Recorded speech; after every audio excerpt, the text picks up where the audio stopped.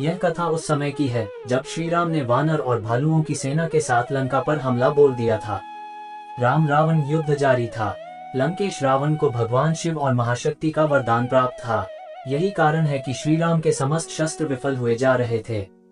श्री राम की सेना शत्रु सेना से पराजित होने लगी थी।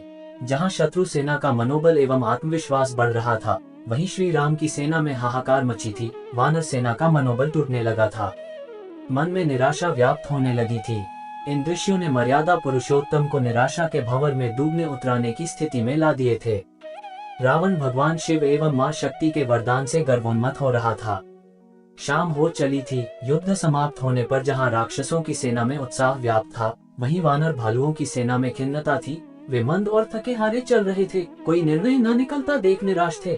सोच रहे थे कि सुग्रीव और जाम्बवंत जी कल की कोई और योजना बनाएं जो सार्थक हो जाए। श्री राम को निराशा और अवसाद में घिरे मानस पटल में बार बार सीता की छवि दिखाई दे रही थी।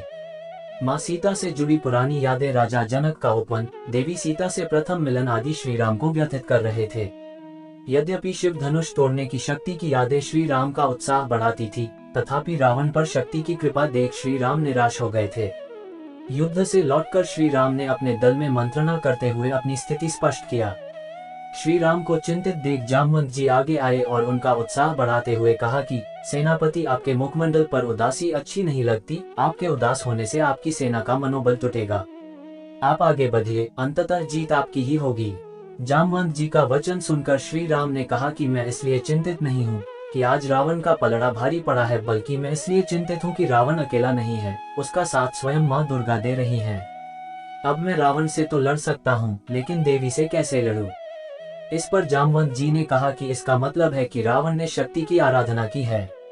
श्री राम ने कहा कि हाँ, शायद इसीलिए उसे देवी शक्ति का साथ प्राप्त हो रहा है।